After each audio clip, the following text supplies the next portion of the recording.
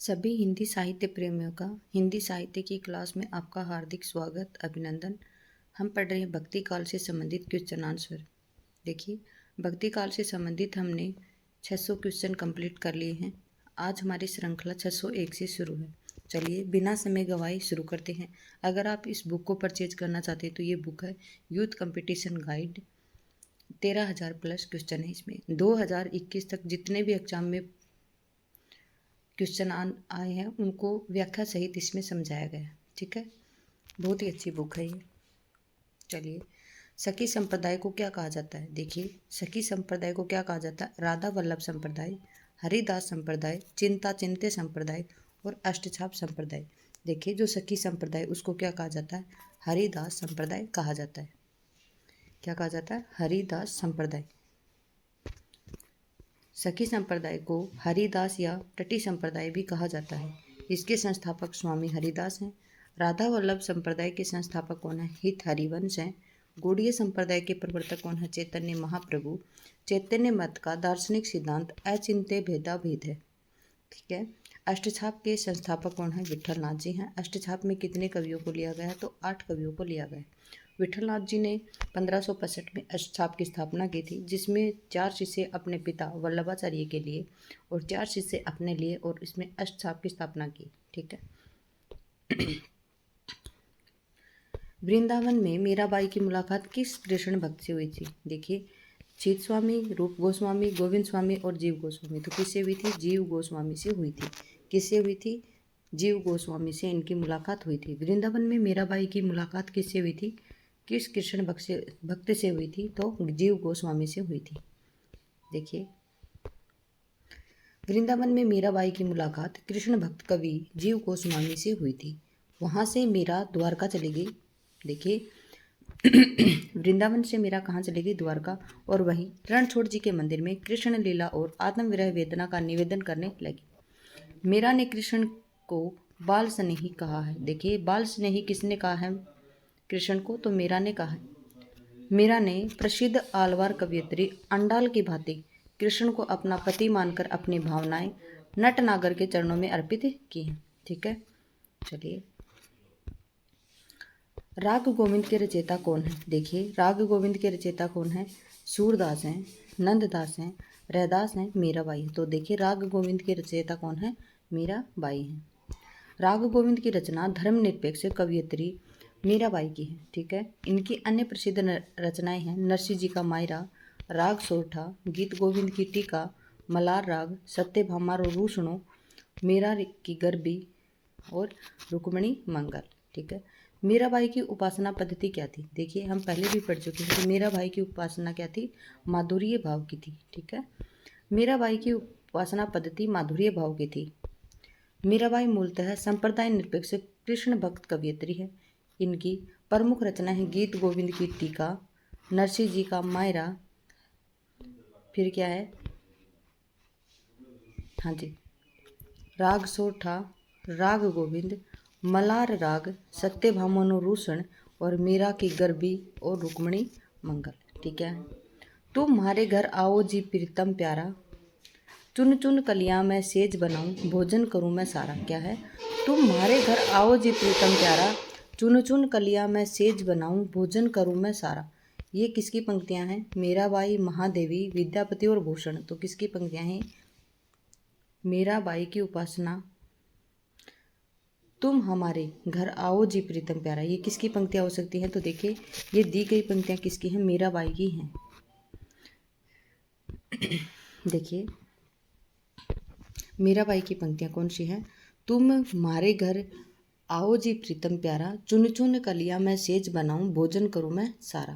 मीराबाई की पंक्तियां हैं। मीरा कृष्ण भक्त कवियों में माधुर्य भाव की श्रेष्ठ कवियत्री हैं।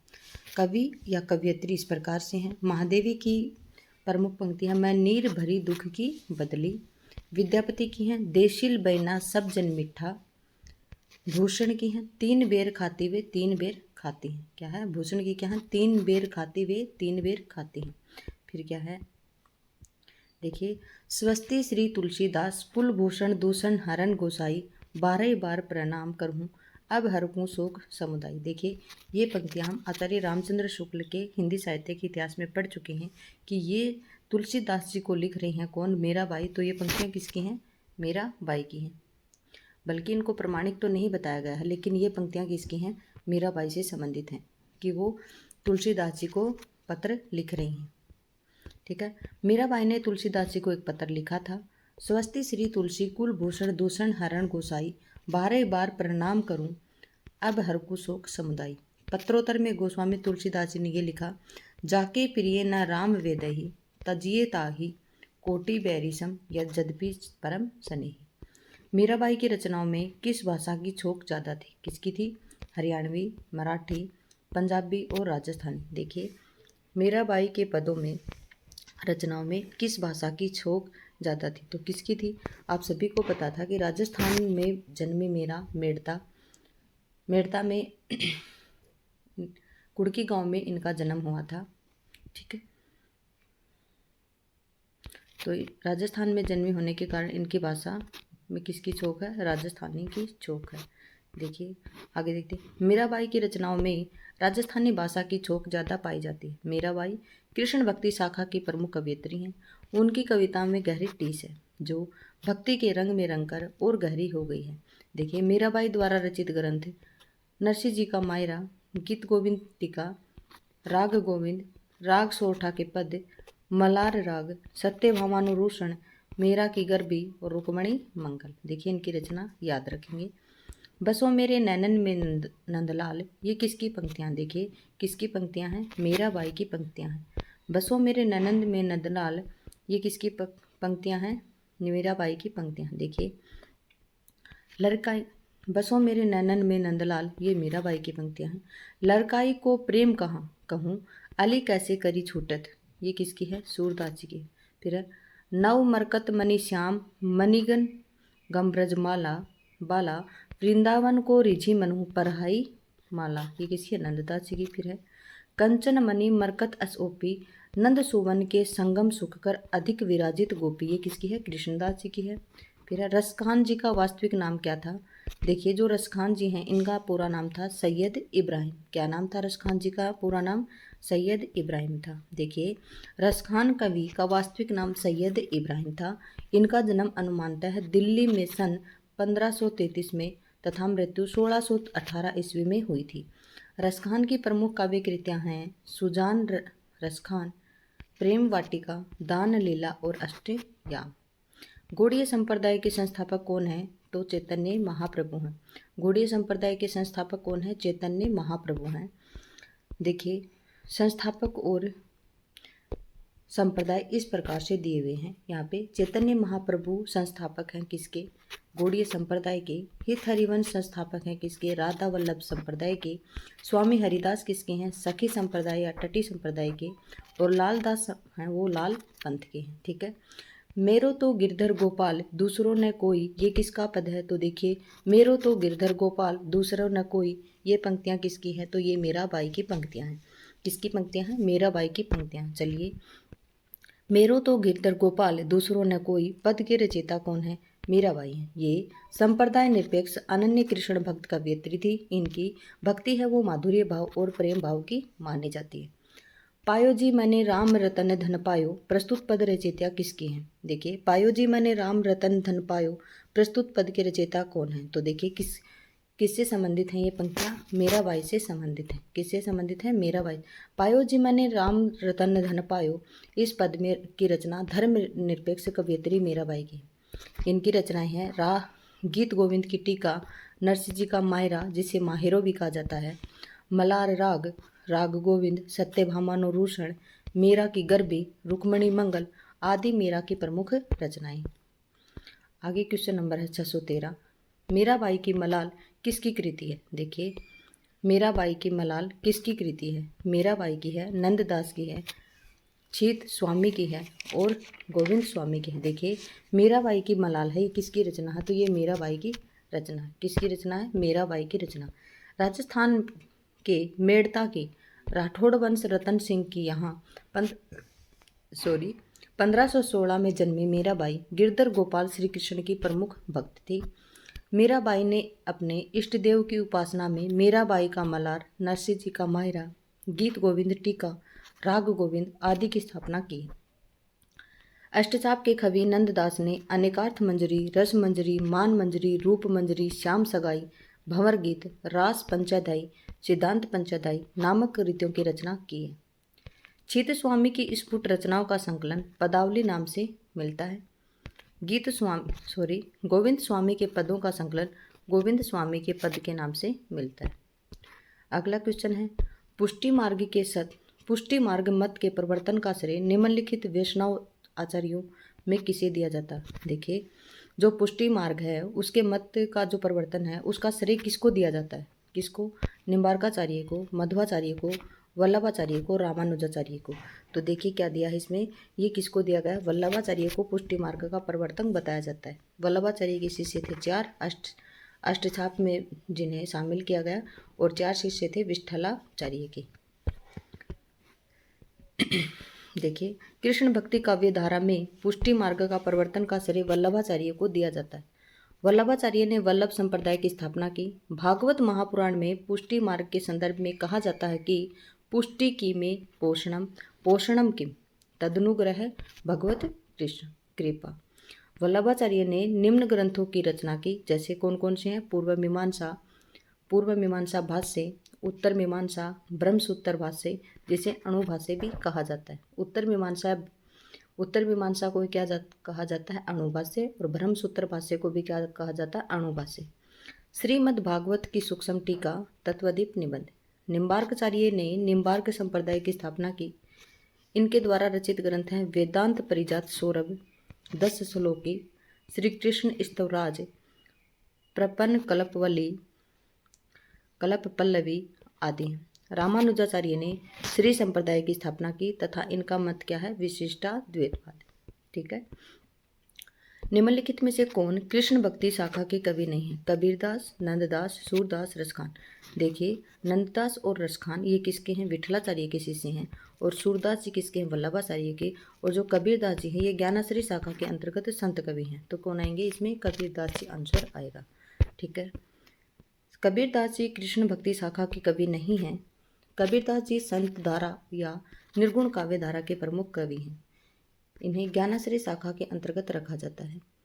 आचार्य रामचंद्र शुक्ल के अनुसार निर्गुण मार्ग के निर्दिष्ट प्रवर्तक कबीरदास जी हैं।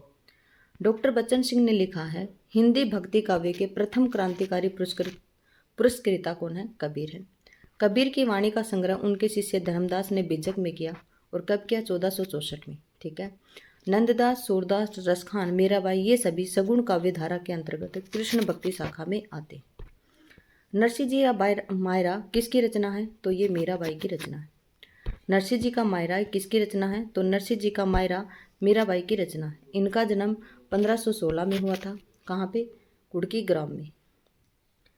मीरा की भाषा राजस्थानी मिश्रित ब्रज भाषा है। इनकी अन्य प्रमुख रचनाएं हैं गीत गोविंद की टीका, राग सोठा, राग गोविंद, मलार राग और रुक्मणी मंगल, सत्यभामारो रूषण। ठीक है। चलिए आगे देखते हैं हम क्या बताया है। देखिए, हाँ जी, क्वेश्चन देखिए। धान को गाँव पयारते जानो, ज्ञान विषय रस भोरे, सूर सो बहुत कहे न रहे रस, गुलर को फल फोरे। अंतिम पंक्ति का क्या अर्थ है? गुलर को फल फोरे, ये अंतिम पंक्ति है और इसका अर्थ क्या होता है? गुलर में रस नहीं है, गुलर का फल रूखा है, गुलर का फल खट्टा है। देखिए इसमें अर्थ पूछा है, क्या बताया जाएगा कि देखिए यहाँ पे देखिए, ढकी छिपी बात बोलने से कही गई बात का आनंद समाप्त हो जाता है। देखिए, जो ढकी छिपी बात होती है उसको बोलने से जो कही जाने वाली जो बात है उसका आनंद क्या हो जाता है? समाप्त हो जाता है। आगे देखिए, उपयुक्त काव्यांश में अंतिम पंक्ति का अर्थ है ढकी छिपी बात बोलने से कही गई बात का आनंद समाप्त हो जाता है। यह पद रामचंद्र शुक्ल द्वारा संपादित भ्रमर गीत सार में संकलित किया गया है। भ्रमर गीत सार महाकवि सूरदास के पदों का संग्रह है, जिसे शुक्ल जी ने सूर सागर के भ्रमर गीत से लगभग 400 पदों को छांटकर भ्रमर गीत सार के रूप में प्रकाशित किया है। किसने किया है? रामचंद्र शुक्ल जी ने। मीरा की कविता के संबंध में अनुपयुक्त पूछा आपसे। ठीक है, मीरा के काव्य में बिछोह की तड़पन ज़्यादा है। मीरा का प्रेम परिवार से निरंतर तिरस्कार पाता है, बिल्कुल ठीक। मीरा के काव्य में रहस्यानुभूति का अंग है। मीरा का विद्रोह साध्य है, साधन नहीं, बिल्कुल गलत है। मीरा का विद्रोह साधन है, साध्य नहीं है। मीरा का विद्रोह क्या है? साध्य है, साधन नहीं, ये गलत है। जबकि यहाँ पे क्या आना था? मेरा का विद्रोह है, साधन है, साध्य नहीं। इस प्रकार से आता तो ये देखिए एक शब्द की यहाँ पे मार है। मीरा की कविता के संबंध में मेरा का विद्रोह है, साध्य है, साधन नहीं, अनुपयुक्त कथन है। शेष कथन मेरा के काव्य के संदर्भ में सत्य हैं। डॉक्टर शिव कुमार शर्मा मेरा के काव्य के संदर्भ में लिखते हैं कि मेरा का काव्य आंसुओं के जल से सिक्त, पल्लवित और पुष्पित, प्रेम बल में मनोहारिणी सुगंध से सुवासित है। मीरा की कविता का विषय उनकी आत्मानुभूति और जीवना अनुभव है। उनकी आत्मा उनके आराध्य गिरधर नागर के विविध अनुभव से विकसित और समृद्ध है। प्रेम ही उनके जीवन और भक्ति का सर्वोत्तम सार है। इस प्रेम की प्रेरणा मीरा स्वयं है। उनका एकमात्र संकट कृष्ण से विद्रोह है। इस प्रकार गोविंद गुणगान ही मीरा की कविता का विषय है। मीराबाई ने श्री कृष्ण की उपासना प्रियतम या पति के रूप में की है। मीरा के लिए उनकी कृष्ण भक्ति साधन और साध्य दोनों है। देखिए क्या है, साधन और साध्य दोनों है। वहाँ पे मैंने भी गलत बताया आपको कि मीरा की भक्ति है वो क्या है? साध्य और साधन दोनों ही है। मीरा का विद्रोह कबीर के विद्रोह की तरह साधन साध्य नहीं। मीरा का साध्य ऐसे भाव की प्राप्ति है जो समस्त दुविधाओं और भेदों के ऊपर उठा दे। चलिए आगे देखते हैं। या ब्रज में कुछ देखो रिटोना पद में प्रयुक्त पंक्ति ले लेहुरी कोई श्याम सलोना के माध्यम से संकेतित है। आवाज लगाकर दही बेचना, गुजरिया की विक्रय कुशलता, प्रेमावेग में वर्तमान विस्मरण और विरह पीड़ा में कृष्ण को बेचने का भाव।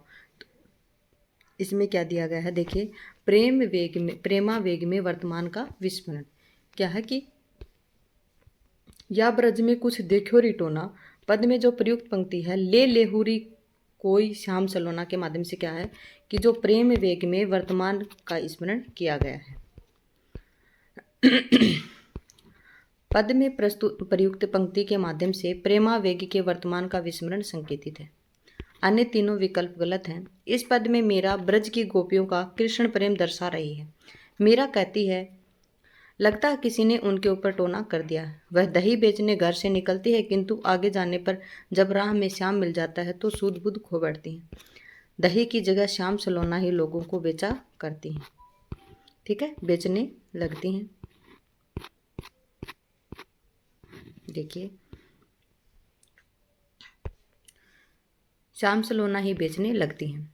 गिरिधर के प्रेम में वह पूरी तरह से खो जाती हैं। मीरा की कविता में प्रेम की गंभीर अभिव्यंजना है, उसमें विरह की वेदना है तो मिलन का उल्लास भी है। इनकी कविता में सादगी व सरलता, इन्होंने मुक्त गेय पदों की रचना की है। रैदास को मीरा का गुरु माना जाता है।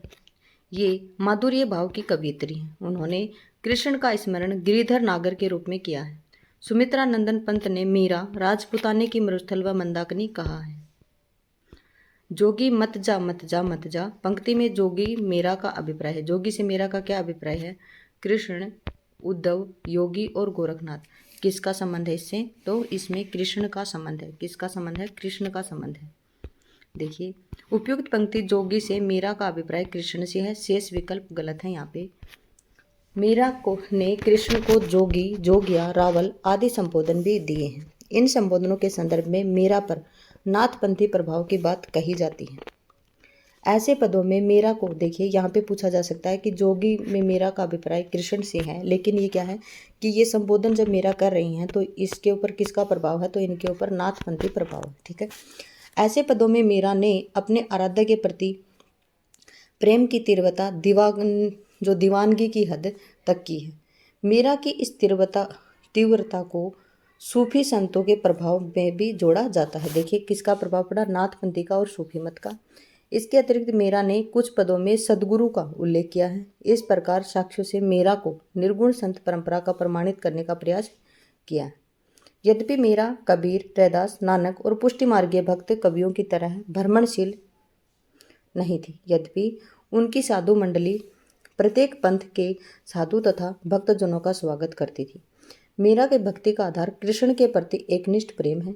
मीरा के पदों को 3 भागों में बांटा जाता है: लीला, विनय और व्यक्तिगत अनुराग। मीरा जोधपुर के राजा रतन सिंह की पुत्री और चित्तौड़ के राजा भोजराज की पत्नी थी। इनका जन्म 1516, मृत्यु 1546 कुड़की राजस्थान में हुआ था। मृत्यु इनकी द्वारका स्थित रणछोड़ राय जी के मंदिर में हुई थी। मीरा की प्रमुख काव्य कृतियाँ इस प्रकार से हैं: गीत गोविंद की टीका, नरसिंह जी का मायरा, राग गोविंद, मलार राग, मीरा की गरबी, राग सोरठा, रुक्मिणी मंगल इत्यादि। मीरा के स्फुट पद मीराबाई की पदावली के नाम से प्रकाशित हुई है। आगे है गोकुल सब गोपाल उपासी, जोग अंग सादत जे उधो, ते सब बसत ईसपुर काशी। इसमें ईसपुर का अर्थ क्या है? ईसपुर का अर्थ इसमें क्या है? देखिए, ईस का मतलब होता है शिव और पुर का मतलब होता है नगरी। तो क्या आएगा यहाँ पे? शिव की नगरी आएगा। क्या आएगा? शिव की नगरी आएगा। ईसपुर से व्यंजित अर्थ शिव की नगरी है। उपयुक्त काव्य पंक्तियाँ सूरदास द्वारा प्रणीत भ्रमर गीत सार से उद्धृत है। गोपियाँ कहती हैं कि हे उद्धव, गोकुल के सब लोग कृष्ण उपासक हैं। आप तो हम लोगों को अष्टांग योग की शिक्षा दे रहे हैं।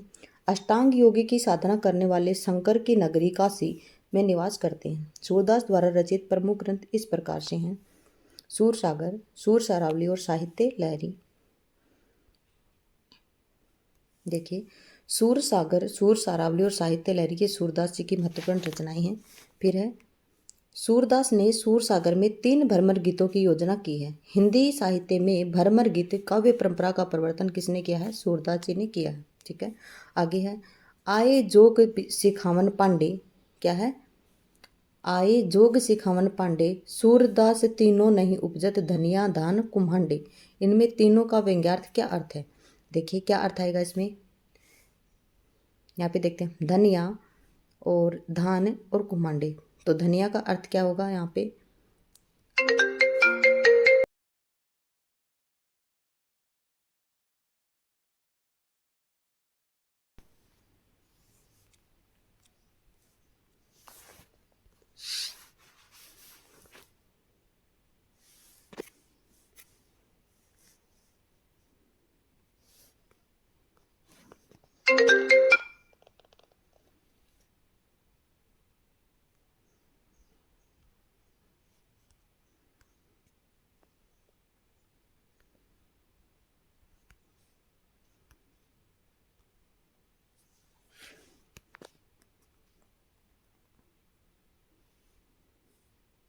देखिए, हाँ जी, तो यहाँ पे क्या आएगा? प्रेम भक्ति साधना, निर्गुण की साधना और योग साधना। ठीक है, फिर है उक्त पद में तीनों शब्द का व्यंग्यार्थ है। प्रेम भक्ति साधना, निर्गुण की साधना, योग साधना है। उपयुक्त काव्य पंक्तियाँ सूरकृत सूर सागर के भ्रमर गीत प्रसंग से उद्धृत है।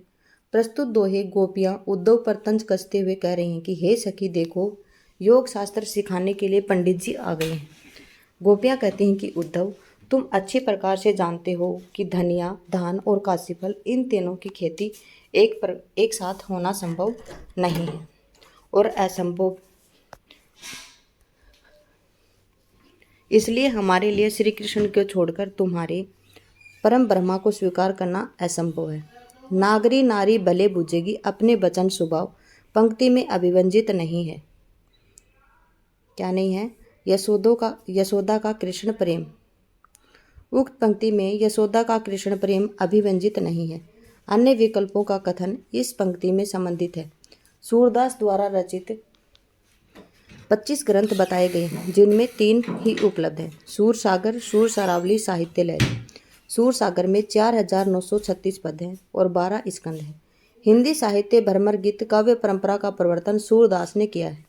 साहित्य लहरी 1550 अलंकार और नायिका भेदों के उदाहरण प्रस्तुत करने वाले 118 दृष्टिकूट पद हैं। अंतिम क्वेश्चन आज का, इसमें सगुणोपासना का निरूपण बड़े ही मार्मिक ढंग से हृदय की अनुभूति के आधार पर तर्क पद्धति पर नहीं किया है। क्या है?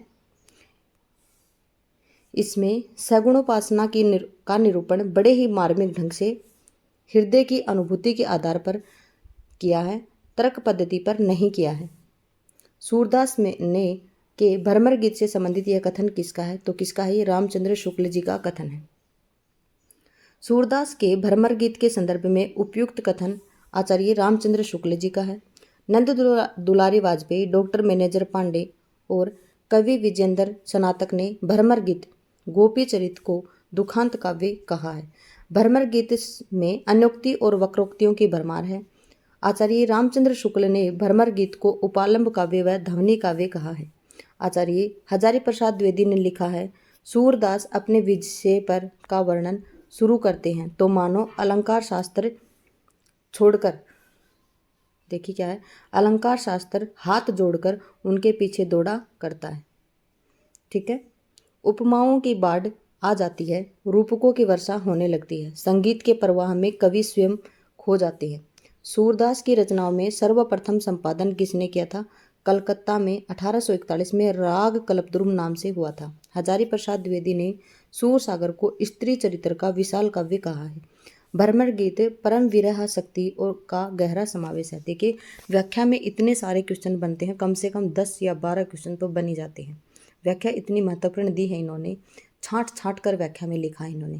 देखिए बहुत ही अच्छी बुक है ये। आज हम यहीं तक करेंगे। क्लास में बने रहने के लिए धन्यवाद। आपका दिन शुभ रहे। जय हिंद, जय भारत।